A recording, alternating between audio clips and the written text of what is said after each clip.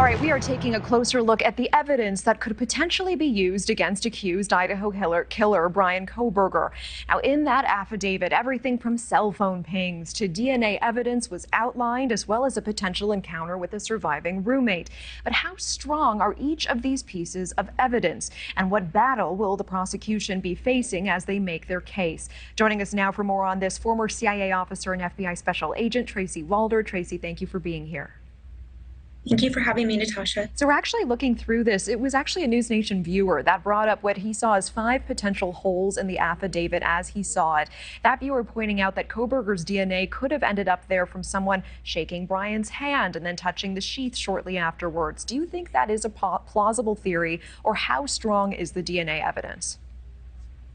So that's a great question. And I've said that really from kind of the beginning of all of this, is that, to be honest with you, the DNA is nice to have. It puts him at the scene of the crime, but it doesn't put him at the scene of the crime potentially on that date and around that time.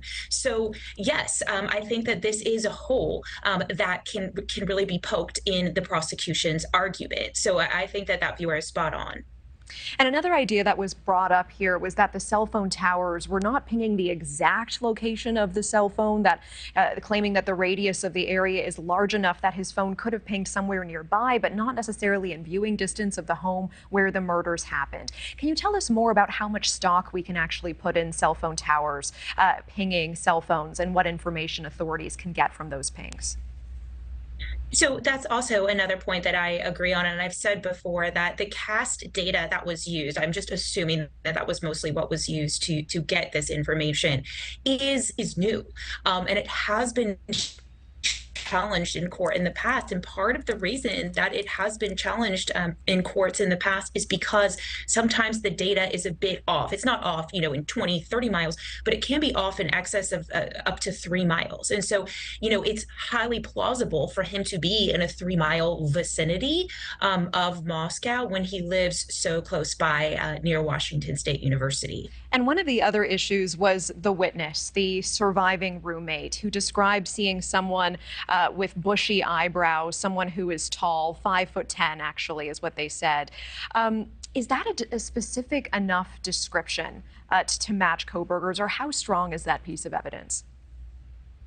So again, we have to remember that all of these pieces of evidence, they don't exist in a vacuum, right? The prosecution is going to take all of it. It's the totality of the circumstances. So look, as a singular piece of evidence, no, it's absolutely not a strong piece of evidence. However, the DNA, which puts him, in the home, coupled with the cell phone data that puts him around the home, and then you have the description, sort of a light description of him, placing him in the home at that particular moment. So it's the totality of the evidence. I really appreciate that point, and it's very important.